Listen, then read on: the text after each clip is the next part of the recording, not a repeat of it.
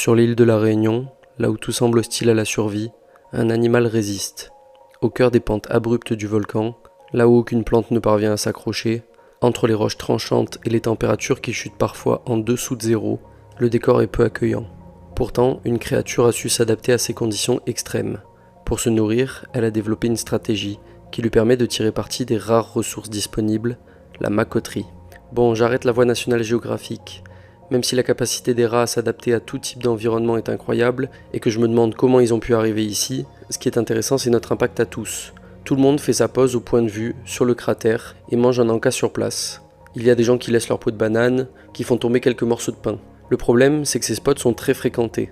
Il y a au moins 100 visiteurs par jour au sommet.